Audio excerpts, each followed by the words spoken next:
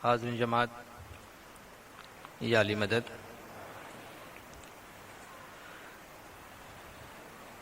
جیسا کہ آپ جانتے ہیں کہ وقتاً فوقتاً ہمارے جماعت کی مختلف سیریمنیز کے بارے میں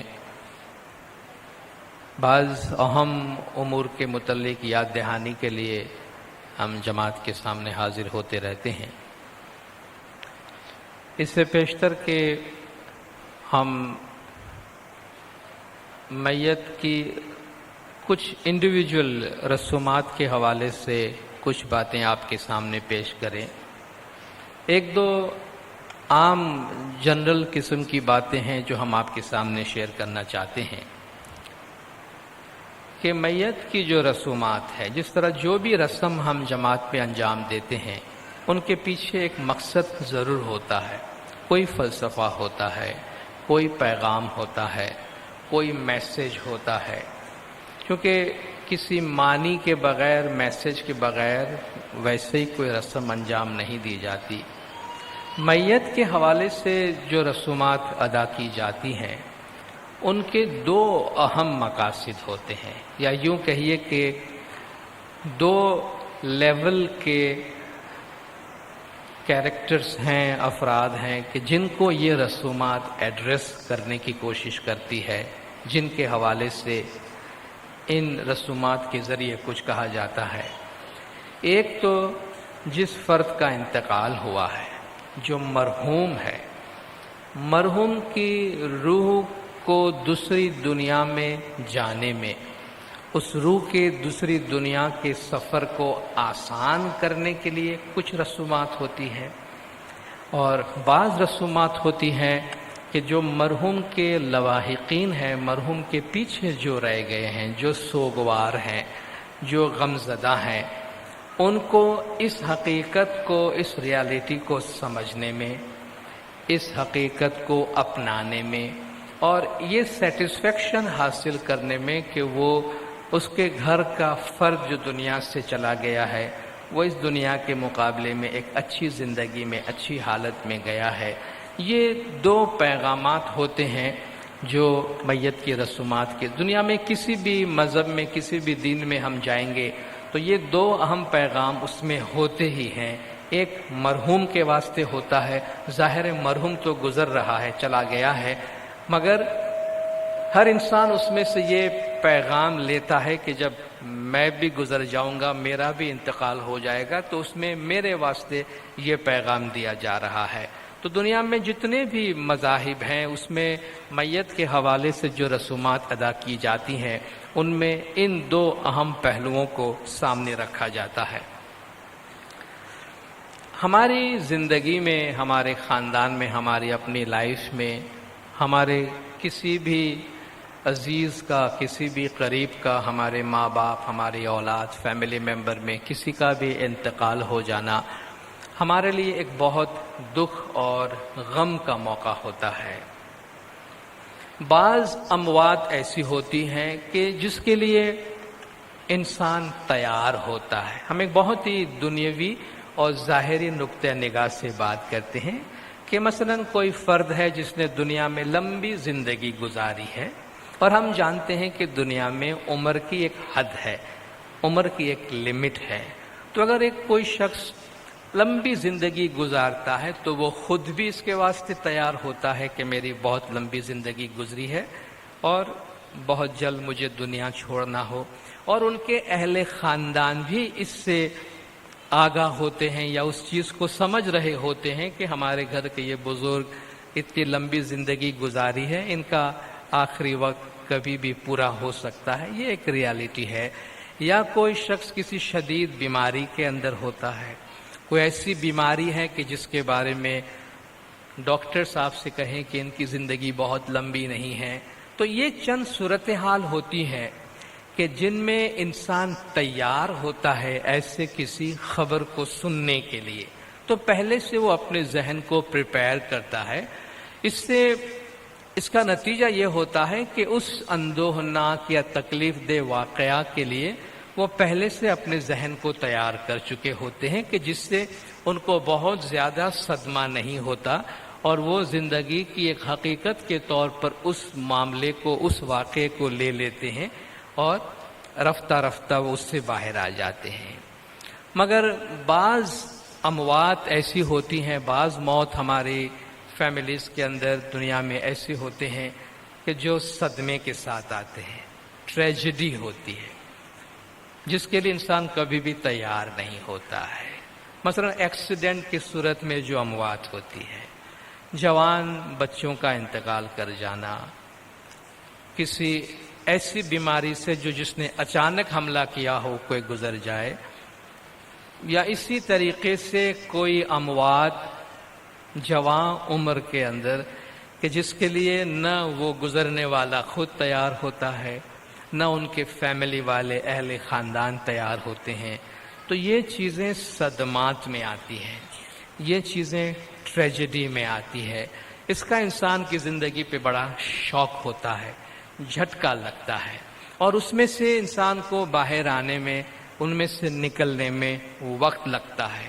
ہم میں سے بہتوں کے ساتھ شاید یہ ایک مسئلہ ضرور پیش آتا ہوگا کہ جب ہم کسی کی تعزیت میں جاتے ہیں، اور خاص طور پر کسی ایسی فیملی میں تعزیت کے لیے جاتے ہیں جہاں کوئی بہت بڑا صدمہ ہوا ہو، ٹریجڈی ہوا ہو، جوان بچوں کا انتقال ہوا ہو، یا اسی طریقے سے جوان عمر میں کوئی چیز ہوئی ہو، تو ہمارے ذہن میں ایک سوال ضرور اٹھتا ہوگا کہ ہم مرحوم کے پسماندگان کے ساتھ، فیملی والوں کے ساتھ، ماں باپ اگر اس کے ساتھ ہیں، ان کے ساتھ کیا بات کریں۔ ہم جب تعزیت کے لیے، کانڈولنس کے لیے جاتے ہیں تو شاید ہمارے ذہن میں ہم یہ سوچتے ہوں گے، یار اس سچویشن میں مجھے کیا بولنا چاہیے، کیا بات کرنی چاہیے۔ اور شاید ہم میں سے بہت سے لوگ جو بہت زیادہ بولنے کے ماہر ہوتے ہیں، اچھی اچھی تقریریں کر لیتے ہیں، اچھے اچھے پروگرامز کر لیتے ہوں گے، وہ بھی شاید اس موقع پر اپنے آپ کو گنگا محسوس کرتے ہیں کہ میں کیا بولوں، کوئی ایسی بات تو میں نہیں کر ڈالوں کہ جس سے ان فیملی کو تکلیف میں اضافہ ہو جائے۔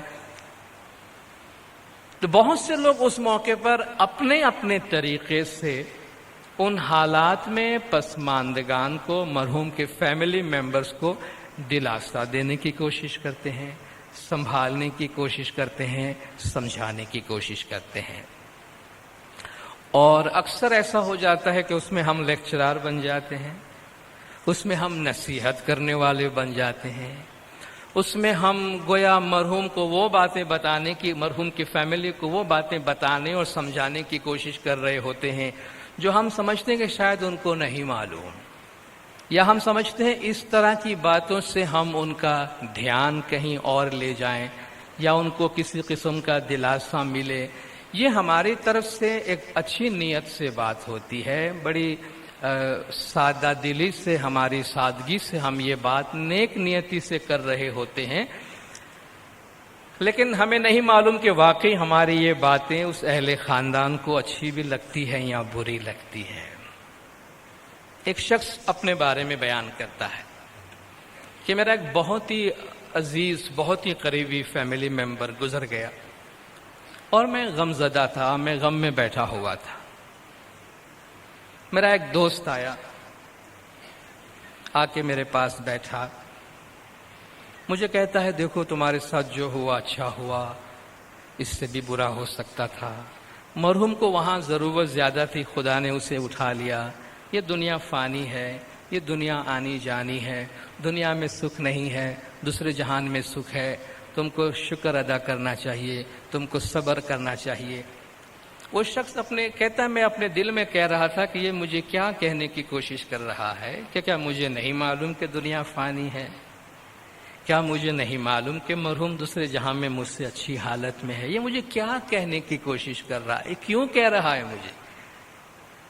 کہتا ہے میں دل ہی دل میں دعا کر رہا تھا کہ یہ چلا جائے تو اچھا ہے، مجھے تکلیف ہو رہی ہے، یہ مجھ سے بات نہ کرے اور چلا جائے تو اچھا ہے، مجھے تکلیف ہوتی ہے، یہ کیا مجھے وعظ سنانے کے لیے آیا ہے اس گھڑی میں کہ جب کہ میں غم زدہ ہوں؟ دیکھیے دیندارو، غمگینی سے باہر نکلنے کی کوئی سوئچ نہیں ہے، کوئی سوئچ نہیں ہے۔ بھائی چلو یہ بندہ بڑا غمگین ہے، اس کو غمگینی سے باہر لے آتے ہیں. جا کے ہم نے 2 لیکچر دیا، بس بھائی آپ چیئر اپ، ہنسے کھیلیں، باہر جائیں، مسکرائیں. خدا نے ہماری زندگی ایسی نہیں بنائی ہے. غم کا اپنا ایک پروسیس ہوتا ہے. ہم بہت دفعہ شاید انجان پنے میں یہ کوشش کرتے ہیں کہ جن کو صدمہ پہنچا ہے وہ نہ روئے. اگر کوئی رو رہا ہے تو ہم اس کو اس بات کا احساس دلاتے ہیں کہ مت رو، رونا گناہ ہے. خدا قرآن میں فرماتا ہے کہ ان کو چاہیے کہ ہنسے کم اور روئے زیادہ. قرآن میں خدا فرماتا ہے کہ ان کو چاہیے کہ وہ کم ہنسے اور زیادہ روئے. خدا فرماتا ہے ہم تم پہ عذاب اس لیے نازل کرتے ہیں کہ تم میں تھوڑی سی نرمی پیدا ہو تمہارے دل میں، اور تم میں تھوڑا سا رونا آئے، چونکہ قدرت نے دل کی صفائی کے لیے، تمہارے جذبات کو قابو میں لانے کے لیے، جذبات کی دنیا کو اسٹیبلائز کرنے کے لیے قدرت نے رونے کی صفت ڈالی ہے. تو وہ کہتا ہے یہ میرا دوست اٹھ کے جائے تو اچھا.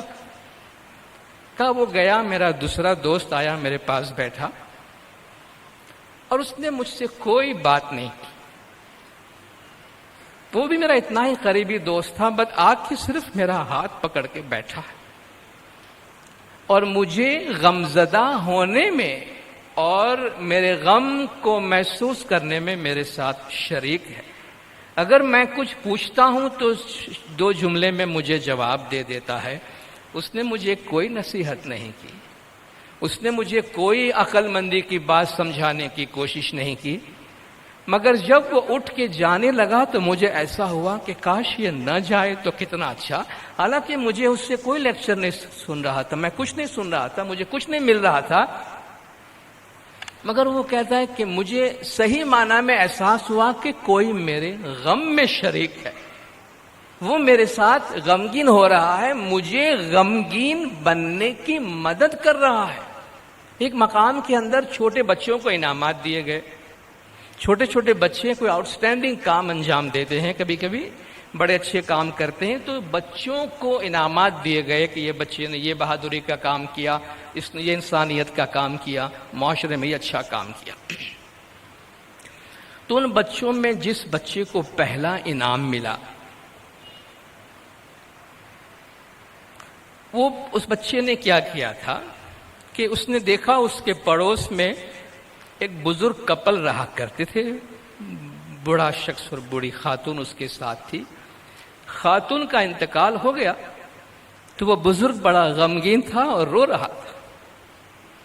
بچہ جا کے اس کے گود میں بیٹھ گیا.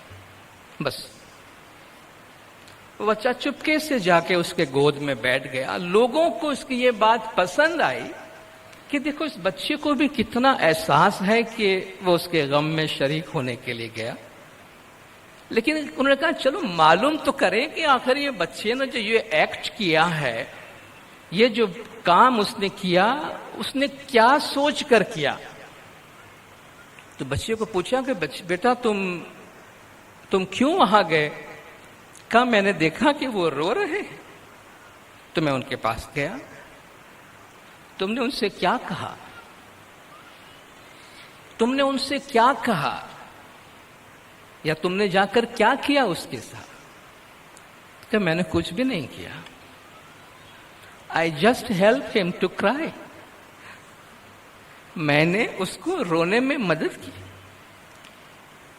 بچہ روتا ہے تو اس کو معلوم ہے رونے میں کسی کا ساتھ ہونا کتنا اچھا لگتا ہے.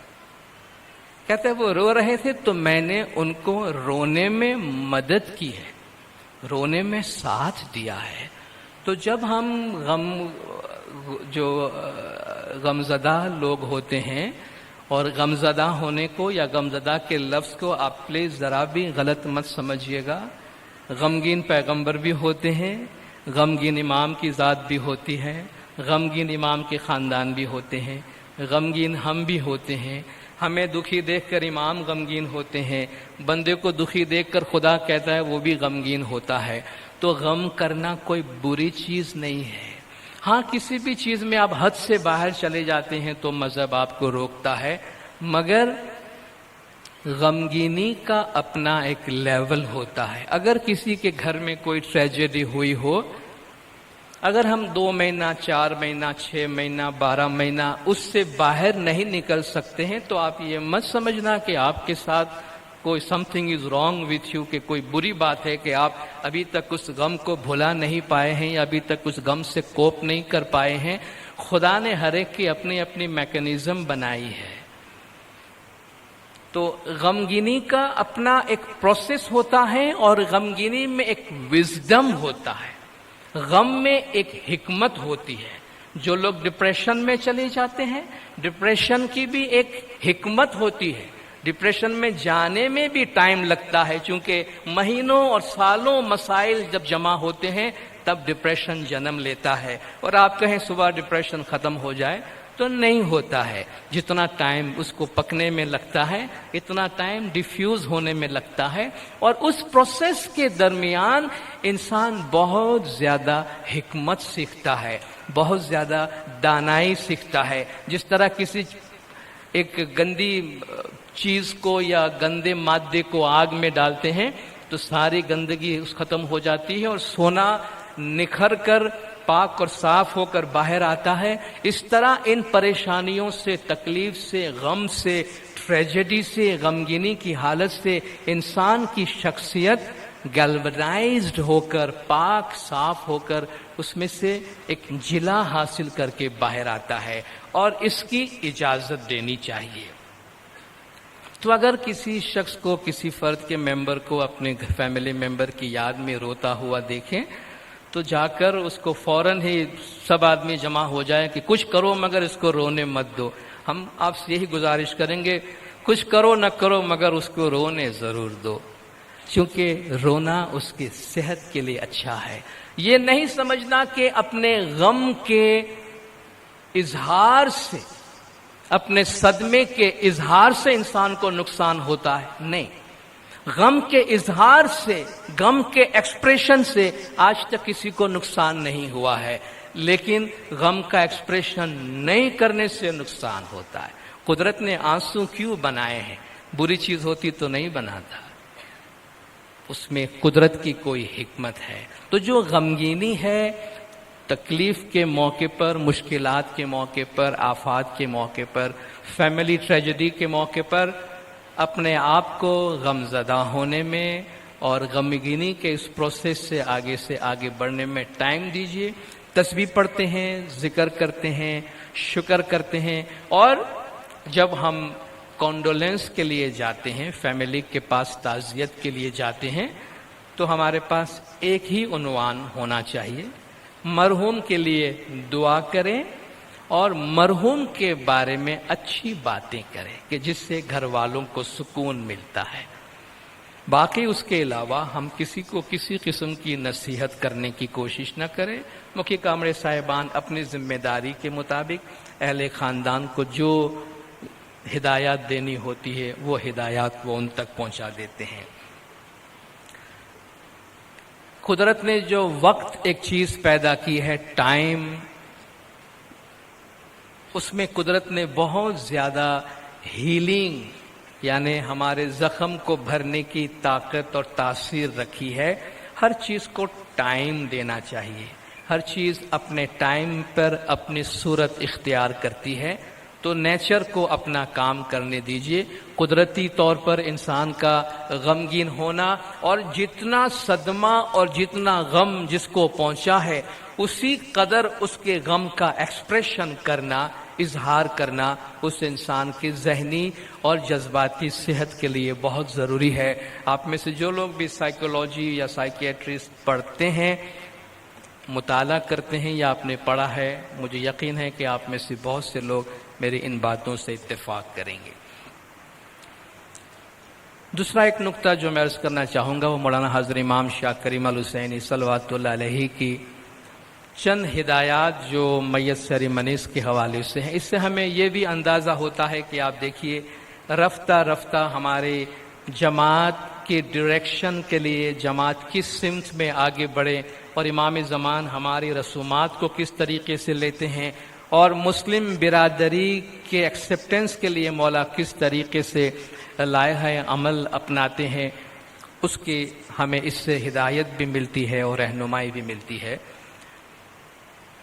کافی حد تک کافی دفعہ ایسا ہوتا رہا ہے کہ ہماری میت سیریمنی میں اگر ہماری جماعت سے باہر کے کوئی دیندار آ جاتے تھے، کوئی ہمارے غیر اسماعیلی مسلم برادران اگر میت میں شریک ہوتے تھے یا کبھی میت کے پاس اگر وہ بیٹھے ہیں، تو شاید ہم یہ کوشش کرتے تھے کہ ان سے گزارش کریں کہ پلیز آپ مہربانی کر کے ذرا باہر تشریف لے جائیے، ہمیں ہماری اپنی سیریمنیز انجام دینی ہے۔ یہاں تک بھی ہوا ہوگا کہ شاید اگر گزرنے والے کی بیوی یا شوہر اسماعیلی نہیں ہے تو شاید ان کو بھی ہم یہ گزارش کر رہے ہیں، یا ان کو پہلے سے کہہ دیتے تھے کہ پلیز آپ میت کے قریب مت آئیے گا، ہمیں اپنے مذہبی کام انجام دینے ہیں۔ امام رفتہ رفتہ بہت سی چیزوں کو ایڈریس کرتے ہیں اور ان کے بارے میں ہدایات دیتے ہیں۔ تو میت کے حوالے سے امام زمان کی جو تازہ ہدایات جو آپ جماعتوں تک پہنچی بھی ہوں گی، اور اگر نہیں پہنچی ہے تو آج میں عرض کیے دیتا ہوں، وہ یہ ہے کہ مولا کی ہدایت ہے کہ چھانٹا سیریمنی کے درمیان میت کو جب ہم چھانٹا دیتے ہیں، اس موقع پر اگر مرحوم کے اہل خاندان رشتہ داروں میں سے کوئی بھی غیر اسماعیلی افراد وہاں بیٹھے ہیں تو ان کو وہاں بیٹھنے دیجیے، ان کے سامنے ہی آپ چھانٹے کی کارروائی انجام دیں، ان میں سے کسی کو بھی وہاں سے اٹھنے کو نہ کہیں۔ مولا نے فرمایا ہمارا طریقہ ہے، ان کو دیکھنے دیجئے ہم کیا کرتے ہیں، ان میں ایسی کوئی چیز نہیں ہے جس کے بارے میں اعتراض کیا جا سکے۔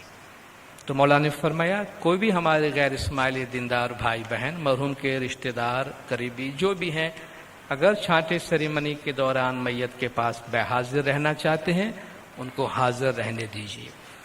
امام زمان اس سے ایک قدم اور آگے گئے ہیں کہ ہمارے ہاں میت سیریمنی میں میت کو چھانٹے دیتے ہیں تو ہم میت کو ہی دیتے ہیں۔ باہر مغربی ممالک میں میت کا جو چھانٹا ہے وہ میت کے فیملی ممبرز پہ ڈالا جاتا ہے، میت پہ نہیں ڈالا جاتا۔ ان کے فیملی ممبرز باری باری آتے ہیں اور چھانٹا لیتے ہیں۔ امام نے اس صورت میں ان کو فرمایا کہ اگر ان کے غیر اسماعیلی فیملی ممبر ہیں، اگر مرحوم کے غیر اسماعیلی فیملی ممبر ہیں اور وہ چھانٹا لینے کی خواہش کا اظہار کرتے ہیں تو آپ ان کو بھی چھانٹا دیجیے۔ اب دیکھیں مولا کی فراخ دلی، لیکن اس میں ایک بات یاد رکھیں، مولا جتنی ہدایت دیتے ہیں اور جتنا چلا کے آگے لے جاتے ہیں، مرید کے لیے بہتر ہے اتنا ہی چلے، ہم اس سے امام سے آگے نہ چلے، چونکہ وہ بے ادبی بھی ہے اور ہمیں نہیں معلوم اگلا قدم امام کب اٹھاتے ہیں۔ تو اب یہ رسومات دے کر ہم یہ نہ کہیں بھئی چھانٹے میں تو آگے، چلو کل جماعت خانے بھی لے آتے ہیں، انہیں ہم زیارت میں بھی اٹھا کر لے آئے، روحانی مجلس میں بھی لے آئے، نہیں۔ جتنا امام جس وقت دیتے ہیں، آپ کا ڈاکٹر آپ کو جو دوائی جب کھانے کو کہے اور جتنی کھانے کو کہے اتنی کہے۔ بھئی ڈاکٹر نے 2 اینٹی بایوٹک 7 دن کے لیے کہا ہے، میرے پاس 7 دن تک ویٹ کرنے کا ٹائم نہیں ہے، میں 14 اینٹی بایوٹک ایک دن میں کھانا چاہتا ہوں، اپنی جان تو مصیبت میں آئے گی، ڈاکٹر بیچارہ بدنام ہو جائے گا، ٹھیک ہے نا؟ تو جتنا امام چلاتے ہیں، جتنا امام آگے لے جاتے ہیں، ایک اچھے شریف لائق بچے کی طرح مولا کا ہاتھ پکڑ کے مولا کے ساتھ ساتھ ایک قدم پیچھے چلے تاکہ امام جب جہاں قدم بڑھانا چاہتے ہیں وہ قدم بڑھائے۔ پچھلے دنوں نامدار طریقہ بورڈ کے ذریعے سے کریم آباد کے علاقے کی میت کمیٹیوں کی طرف سے ایک سروے کا انہوں نے رپورٹ بنا کر دیا، جن پر ہم یہاں کے آپ کے تمام میت کمیٹی کے ممبران کو مبارکباد دینا چاہتا ہوں کہ انہوں نے بہت ہی شاندار کام کیا ہے کہ بہت اچھا سا خوبصورت سوال نامہ بنایا، اور جتنے بھی کریم آباد جورسڈکشن کے میت کمیٹی ہے ان سے جا کر ان سوال نامہ کو بھروایا کہ کون کون سی رسومات ہے کہ جن میں یکسانیت پائی جاتی ہے اور کون کون سی رسم ہے جس میں کہیں کہیں تھوڑا بہت فرق ہے۔ اور اس سے ایک نظر میں ہمارے سامنے یہ باتیں آ گئی کہ کتنی رسومات ہیں جن میں یکسانیت پائی جاتی ہے، چند رسومات جن میں 1-2 جماعت خانے میں یکسانیت نہیں ہے، آج ہم اس کو یہاں بات کر کے یکسانیت لا سکتے ہیں۔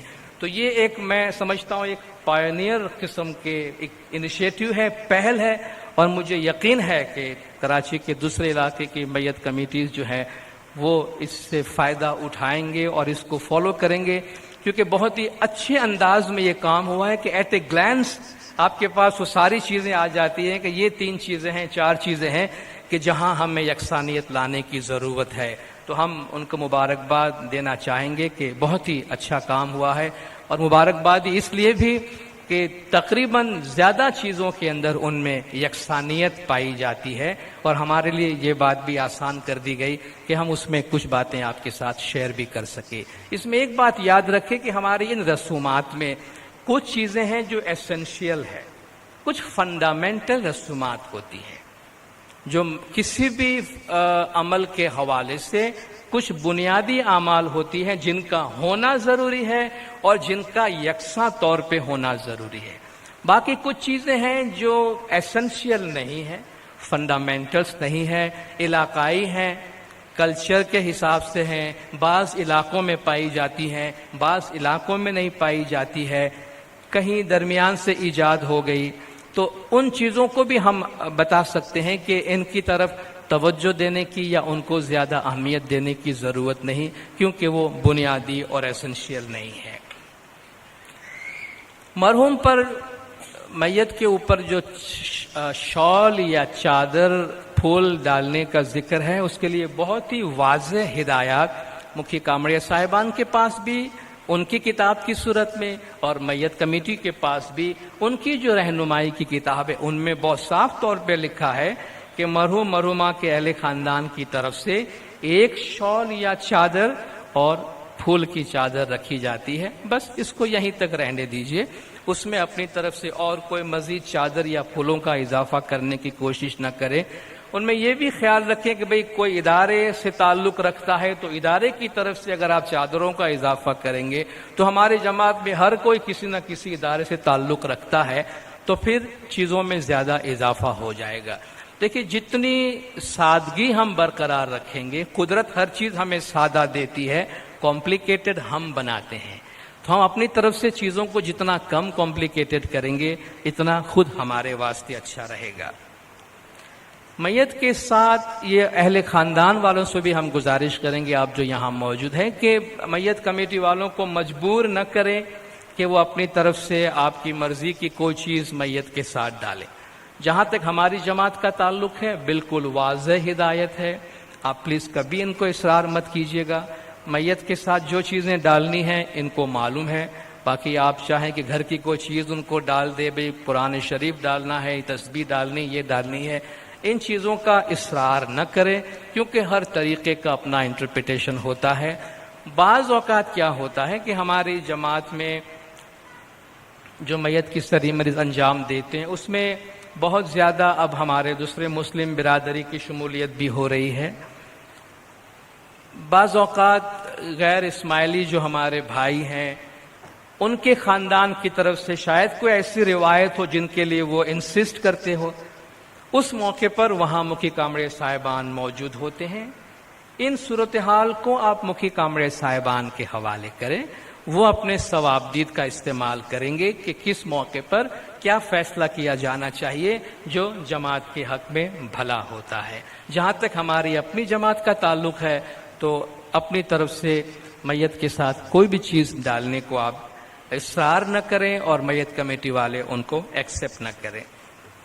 زیارت کے کپڑے کے طور پہ مرحوم کے آنکھوں پر جو 2 پٹیاں ڈالی جاتی ہے ہمارے عقیدے کے مطابق وہ زمانے کے امام کی دعاؤں کے ساتھ ہوتی ہے، اور اس میں امام کی طرف سے شفاعت، یعنی روز محشر میں قیامت کے دن ان کے گناہوں کی بخشش کے لیے امام کی رحمت ان کے ساتھ رہے، اس مقصد کے واسطے وہ چیزیں وہاں ڈالی جاتی ہے۔ میت کو دفن کرنے کے بارے میں اسلام میں یہ حکم ہے کہ میت کو جتنی جلد ہو سکے دفن کر دیا جائے، یعنی غیر ضروری طور پر آپ تاخیر نہ کریں۔ ہمارے کچھ جینوئن ریزنز ہوتے ہیں، فیملی والے ڈیسائیڈ کرتے ہیں۔ حضور اکرم صلی اللہ علیہ وآلہ وسلم کا فرمان ہے کہ اگر کوئی شخص صبح کے وقت انتقال کر جاتا ہے تو اس کے دوپہر کا سونا، نیپ جسے آپ کہتے ہیں، قیلولہ، وہ قبر میں ہونا چاہیے، اور اگر کوئی شخص دوپہر کے بعد گزر جاتا ہے تو اس کا رات کا سونا قبر کے اندر ہونا چاہیے، یعنی اتنا ٹائم کی آپ کے پاس گنجائش ہے، اور ہماری جماعت اسی پہ عمل کرتی ہے۔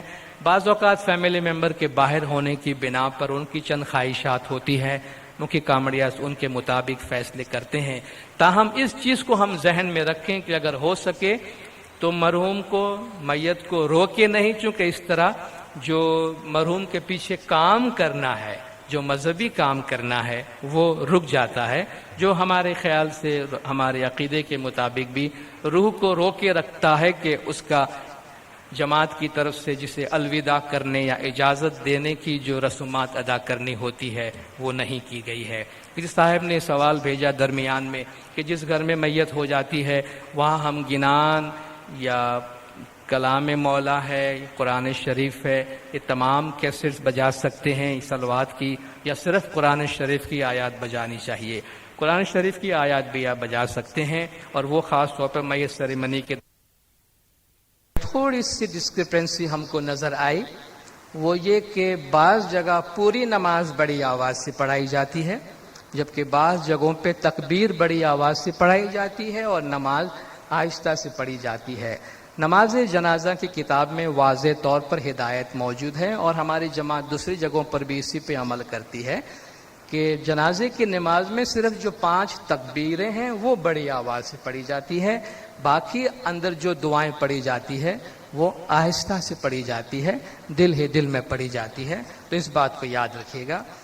ایک اور نئی چیز ہمارے سامنے آئی جو ہم نے کبھی نہیں سنی تھی، اس سروے میں سامنے آئے کہ دفن کرنے کے بعد چٹائی کے کونوں سے دھاگا نکالا جاتا ہے اور اسی قبر کی مٹی کو گیلی کر کے ان دھاگوں سے ان کونوں کو بند کیا جاتا ہے۔ کیا ایسا کیا جاتا ہے یا نہیں؟ یکسانیت کے طور پر یہ پوچھا گیا تھا۔ اس میں ہمارے لیے ایک نئی بات تھی کہ ہم نے کبھی یہ پڑھا یا سنا نہیں تھا کہ چٹائی کے کونوں سے دھاگا نکال کر اسی قبر کی مٹی کو گیلی کر کے اور ان دھاگوں کو بند کیا جائے، اور ہم نے اپنے ساتھیوں سے بھی ڈسکس کیا، تو اس کے بارے میں ہمارے پاس کوئی ایسی اوتھنٹک کوئی توضیح یا کوئی ثبوت یا کوئی ایسی روایت نہیں ملتی جو ہمارے طریقے میں پائی جاتی ہو۔ تو برائے مہربانی اس کو فی الحال آپ ہماری جماعت کی جو اہم سیریمنیز ہے یا فنڈامنٹل سیریمنیز ہے ان میں آپ اس کو شمار نہ کریں، چونکہ ہماری روایتوں میں میت کی جو قاضی نعمان کی بھی ہدایات اور تعلیمات ہیں ان میں بھی کہیں بھی ہمیں اس قسم کی کوئی بھی ہدایت یا توضیح نہیں ملی۔ ممکن ہے اس کا تعلق کسی ایک علاقے سے، کسی ایک ثقافت سے ہو، تو ہم اس کو جنرلائز نہ کریں تو ہی بہتر ہوگا۔ اگر مستقبل میں اس کے بارے میں کوئی سند ہمیں ملتی ہے انشاءاللہ ہم آپ جماعت کو کمیونیکیٹ کریں گے۔ کل کی جو مٹی ہے اس میں تھوڑا سا فرق یہ نظر آ رہا ہے کہ عام طور پر جماعت خود کل کی دعائیں پڑھ کے مٹی دیتے ہیں، ایک جگہ پہ اجتماعی طور پہ کل کی دعا پڑھی جاتی ہے۔ تو ہماری جو روایات ہیں ان میں جتنے لوگ میت میں شریک ہوتے ہیں قبر کے آس پاس ہوتے ہیں وہ اپنے ہاتھ میں تھوڑی سی مٹی لے کر، ویسے اس میں کوئی دعا جو ہے وہ فکس نہیں ہے۔ رسول اللہ صلی اللہ علیہ وآلہ وسلم، مولا علی علیہ الصلوۃ والسلام، ان کی روایات موجود ہے، اپنے اپنے طور کی دعائیں انہوں نے پڑھی ہیں، اور اس کو قل کی مٹی اس لیے کہتے ہیں کہ اس میں اب قل هو اللہ احد جو سورۃ الاخلاص ہے وہ 3 مرتبہ پڑھ کے اور دم کر کے دی جاتی ہے۔ بعض اوقات دوسری جو قل کی صورتیں ہیں وہ پڑھی جاتی ہے۔ تو ایس سچ دعا کوئی فکس نہیں ہے، مگر ایڈوائزبل یہی ہوتا ہے کہ 3 دفعہ سورۃ الاخلاص پڑھ کے ہم وہ مٹی قبر میں ڈال دیتے ہیں۔ یہ دعا کو اجتماعی نہ کریں، انڈیویجول جس طرح پڑھی جاتی ہے اس وقت اس کو اسی طرح رکھیں، ایسا نہ کرے کہ ایک شخص کل کی دعا پڑھے جس پہ ساری جماعت شریک ہو، کیونکہ ایس سچ کل کی کوئی دعا پرسکرائب ہی نہیں ہے، تو ہم اس کو اجتماعی صورت دیں گے تو ہمارے جماعت کے لیے مسئلہ ہوگا۔ زیارت وغیرہ کے جو اناؤنسمنٹ ہے ہم نے پہلے بھی جماعت میں اس کے بارے میں ہدایت دی ہے، موجود ہے کہ ہماری جماعت کو عام طور پہ معلوم ہوتا ہے کہ زیارت گڈانی کی دعا کب ہوتی ہے، اور قبرستان میں ہمارے دوسرے بھی مسلم برادر بھائی ہوتے ہیں جن میں ہم جماعت خانے کی چیزوں کا عام طور پہ وہاں اعلان نہیں کرتے ہیں، تو وہاں ان چیزوں کا اعلان نہیں کیا جائے تو بہتر ہے۔ قبروں کے ساتھ جہاں ہمارے بزرگ آبا و اجداد، ہمارے فیملی ممبر، ہمارے عزیزوں کو ہم دفن کر کے آتے ہیں، تو یہ قدرتی بات ہے کہ اس زمین سے، اس قبر سے ہمارا لگاؤ ہوتا ہے، اور بار بار ہمارا جی چاہتا ہے کہ ہم اس کی وزٹ کریں، وہاں جائیں، دعا پڑھیں، فاتحہ خوانی کریں۔ عام طور پر یہ جو دعائیں ہیں دفن کرنے کے بعد ہم دعائیں دے کر آ جاتے ہیں، مگر ہمیں زمانے کے امام کی طرف سے ہدایت ہے کہ آپ کو مرحوم کے پیچھے جو کچھ بھی کرنا ہے آپ جماعت خانے میں آ کے کریں۔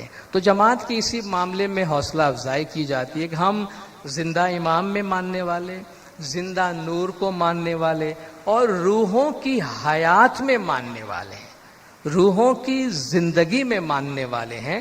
سرکار مولانا حضرت امام شاہ کریم الحسینی صلوات اللہ علیہ کے فرامین جو آج کل پڑھے جاتے ہیں، آپ نے شاید 2 فرمان کمپالا کا اور دار السلام کا سنا ہوگا، کینیا کا باقی ہے۔ ان میں سے ایک ہر فرمان میں آج آپ دیکھ رہے ہیں کہ مولا جسم اور روح کی بات کرتے ہیں، روحوں کی بات کرتے ہیں۔ ان میں ایک فرمان میں مولا نے فرمایا کہ آپ کے وہ گزرے ہوئے فیملی ممبرز جو اس وقت یہاں موجود نہیں ہے، they are there in souls، وہ روح کے طور پر وہاں موجود ہے، وہ روح کے طور پہ وہاں حیات ہے۔ تو گویا امام اپنی موجودگی میں وہیں ان روحوں کی موجودگی کا احساس دلاتے ہیں۔ تو ہمیں ان سے کمیونیکیٹ کرنے کے لیے، ان پہ دعائیں پڑھنے کے لیے ضروری نہیں ہے کہ ہم قبرستان ہی جائیں تو ہی ہم وہ دعائیں پڑھ سکتے ہیں۔ اس بات کو اپریشیٹ کیا جاتا ہے، لوگ مانتے ہیں اور سمجھتے ہیں کہ انسان کا ایک لگاؤ ہوتا ہے، جذباتی لگاؤ ہوتا ہے۔ آپ کسی کو زبردستی باندھ کے اور کھینچ کے وہاں سے نہیں لے آتے ہیں، لیکن لوگوں کو ایجوکیٹ کیا جاتا ہے۔ جیسے آپ دیکھتے ہیں عاشوراء کے آس پاس یا عاشوراء کے دن یا عید کے موقع پر لوگ چاہتے ہیں کہ بھئی بڑی تعداد میں لوگ قبرستان جاتے ہیں۔ مجھے یقین ہے کہ یہ کوئی ہماری جماعت کے طریقے اور مذہب کی پریکٹس کے طور پہ نہیں کیا جاتا، دیکھا دیکھی کیا جاتا ہے، بھئی سب جاتے ہیں چلو ہم بھی جائیں۔ مولا نے فرمایا ہمارا طریقہ ہے، ہمارا اپنا طریقہ ہے۔ ہم اپنے مرحوم کی روحانی مجلس قبرستان میں تو نہیں کرتے ہیں، ہم اپنی روحوں کو پیچھے کوئی بھی کام کرنا ہو تو قبرستان نہیں جاتے، جماعت خانے میں ہی کرتے ہیں۔ امام اپنے روحانی بچوں کا اچھا ہی چاہیں گے، جو بھلا ہوگا ہمارے حق میں وہی چاہتے ہیں۔ تو امام زمان اگر ہمیں جماعت خانے کا راستہ بتاتے ہیں، اس میں ہمارے لیے اچھا ہے، ہر طریقے سے ہمارے لیے اچھا ہے۔ تو ہم کوشش کریں مرحوم کے پیچھے جو کچھ بھی ہمیں کرنا ہے اسے ہم جماعت خانے میں آ کر کریں۔ حال ہی میں آپ نے سنا ہوگا گارڈن کے علاقے کے اندر جو ہمارا قبرستان ہے وہاں، اور لیاری ایکسپریس وے کا جو راستہ گزر رہا ہے اس کی وجہ سے اس قبرستان کی کچھ زمینیں ہیں جو متاثر ہو رہی ہیں، کچھ قبروں کو وہاں سے ہٹانا پڑا۔ اب دیکھیے قبروں کی جو اصل حالت ہے وہ یہ ہے، اب حکومت کا فیصلہ ہے اور قبروں کو وہاں سے ہٹانا ہے۔ ہمارے بہت سی فیملی کے ہمارے آبا و اجداد قبریں وہاں ہوں گی، اور نامدار کونسل نے جماعت کو اس کے لیے انفارم کیا ہے کہ بہت ہی عزت سے، بہت ہی احترام سے، مذہبی عقیدت مندی کے ساتھ جو بھی باقیات ان قبروں کے اندر ہیں ان کو اٹھا کر اسی قبرستان میں کسی اور جگہ پر ایک مشترکہ قبر کے اندر وہ ساری چیزیں ڈال دی جائیں گی۔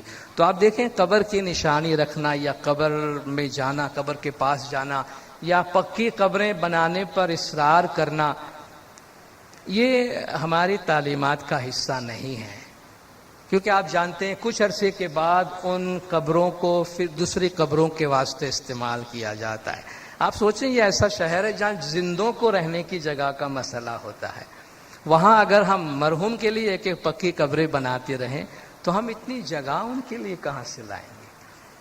اور اگر اس کے پیچھے کوئی معنی ہو تو کوئی بات ہے۔ اسلام میں کہا جاتا ہے کہ سب سے پہلی مساوات، سب سے پہلی برابری قبرستان سے شروع ہوتی ہے۔ بادشاہ ہے یا فقیر ہے، سب کی قبریں یکساں رکھو، سب اسی مٹی میں جاتا ہے۔ بادشاہ کوئی بہتر مٹی میں دفن نہیں ہوتا ہے، اسی لائن میں اسی قبرستان میں جاتا ہے۔ کہا دیکھو اللہ کے دربار کی برابری شروع ہو گئی۔ مرحوم کے پیچھے بڑی بڑی نشانیاں رکھنے کا، وہ نشانیاں کام کی نہیں ہیں، اصل نشانیاں ہے کہ ان کے اعمال چھوڑ کے جائیں، ان کے نام پہ نیک کام کریں، ان کے نام سے آپ کو نیکی کے راستے کھول دیں جن سے آنے والی کئی نسلیں فائدہ اٹھائے، تو اس مرحوم کا نام زندہ رہتا ہے، کام زندہ رہتا ہے، جس کو آپ صدقہ جاریہ کہتے ہیں، اس کی نیکی زندہ رہتی ہے اور فائدہ پہنچاتے رہتی ہے۔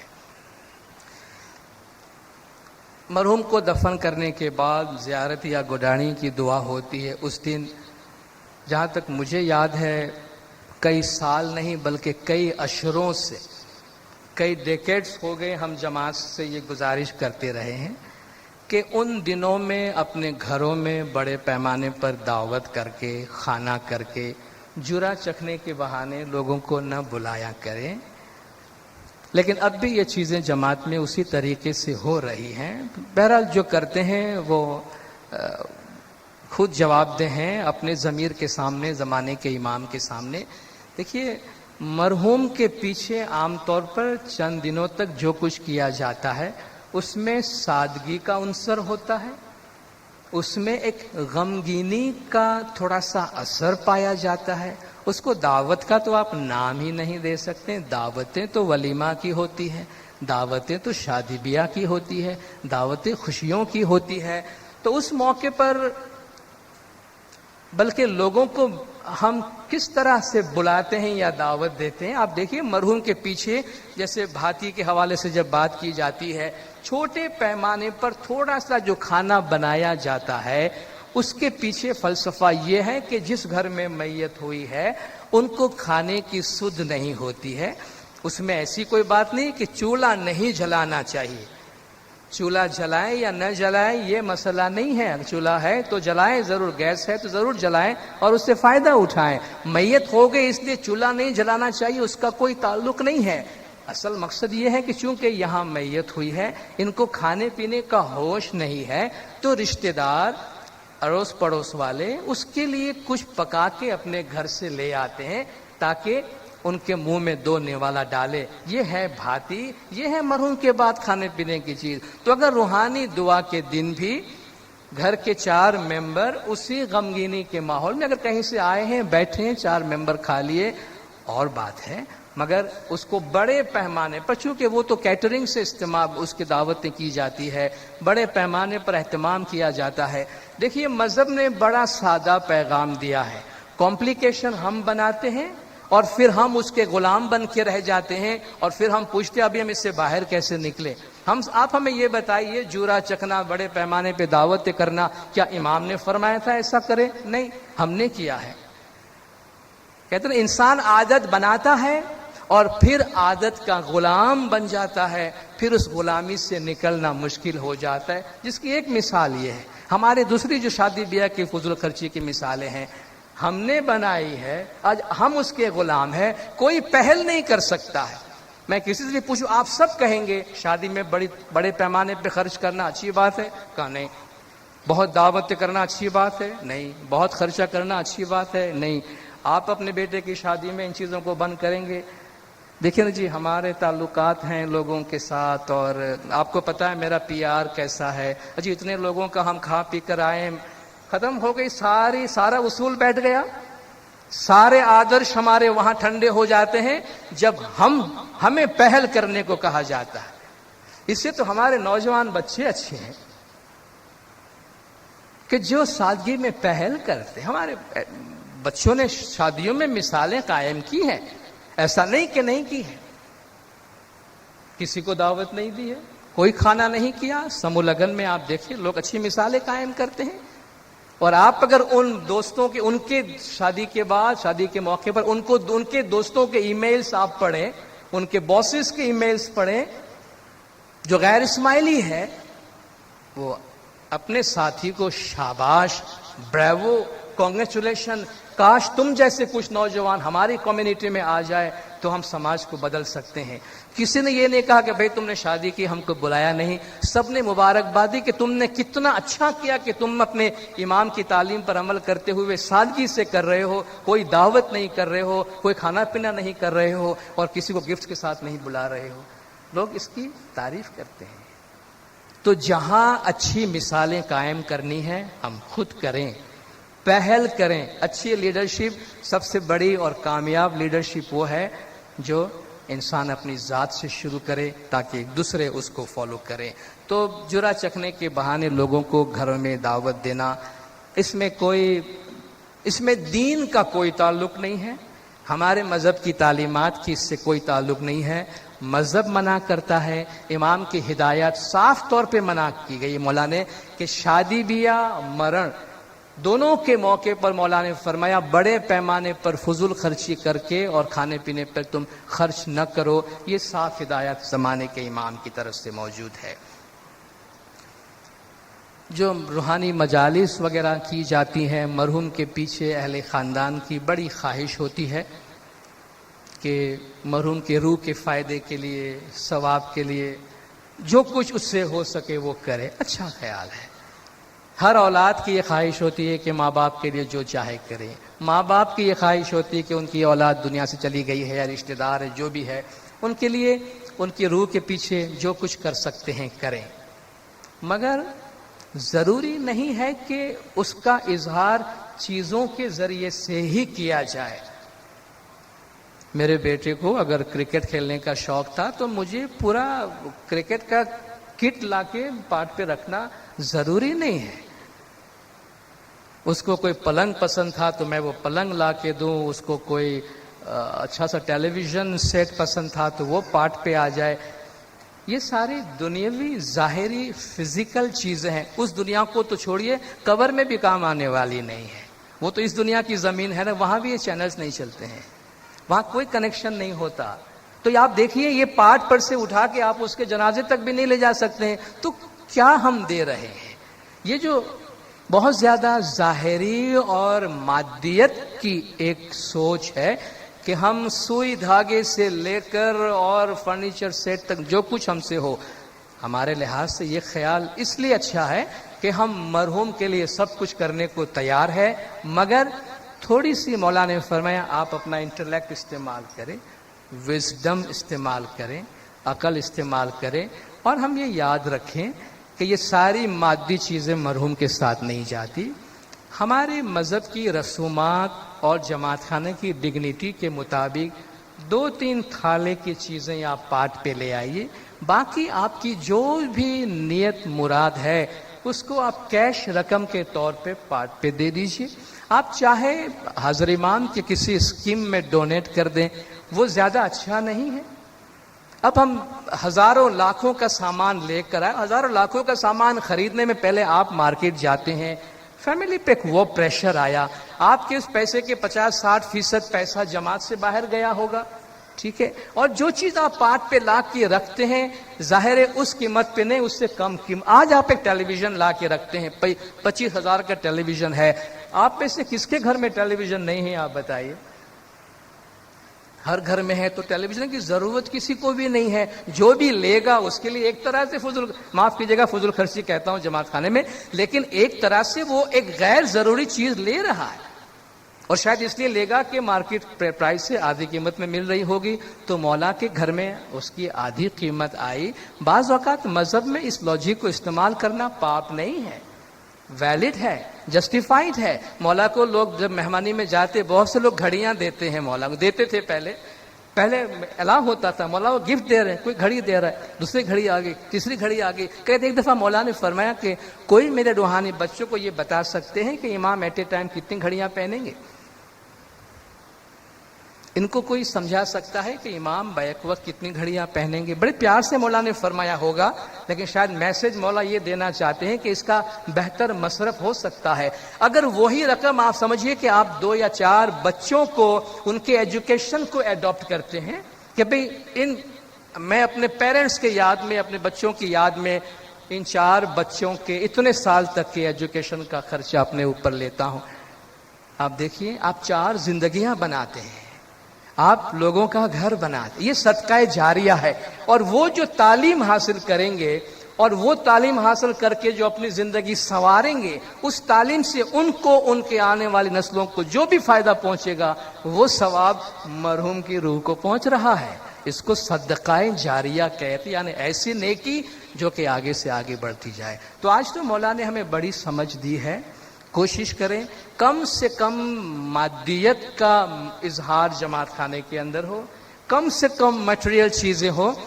آپ بھی سکون سے رہیں گے، چونکہ جتنے محنت آپ سامان لانے میں کرتے ہیں اس سے زیادہ محنت اس کو ڈسپوز آف کرنے کے لیے جماعت میں اتنے سارے والنٹیئر فورسز کو، مخی کامرے صاحبان کو اہتمام کرنا پڑتا ہے.